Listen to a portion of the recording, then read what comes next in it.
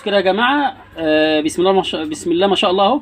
التجربه اللي انا بقول لكم عليها اهي اللي انا بحط 3 بيضات. بص يا معلمي، فقست اهي.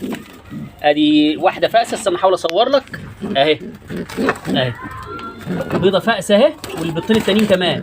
يعني عمك ابو سلمى بيطلع ال3 بيضات بفضل الله.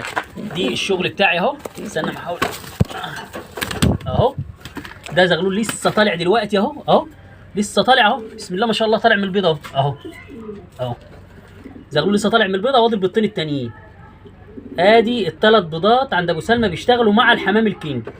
ده الحمام الكينج اهو. تعالى كده معايا.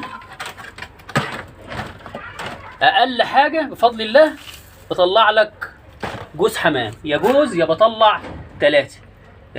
طب تعالى معايا كده تاني نشوفوا حاله تانيه. تعالى. بسم الله ما شاء الله، بسم الله ما شاء الله. نحاوله كده. تعالى ما تزعلش. اهو يا معلمي، 2 اهو.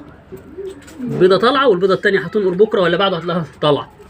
بص كده يا معلمي، البيضتين اهم طالعين. تعالى كده. بسم الله ما شاء الله، بسم الله ما شاء الله. البيضتين اهم. هنقومك معلش. بص كده، ده راقد على ايه اهو. لسه انا شايل اهو. ده راقد على ايه؟ 3 بيضات. ده يا معلمي الانتاج المكثف عند عمك ابو سلمى. لو بتسمعني حاول تدعي لي وقول لي عملت كده ازاي وانا اقول لك. والسلام عليكم ورحمه الله.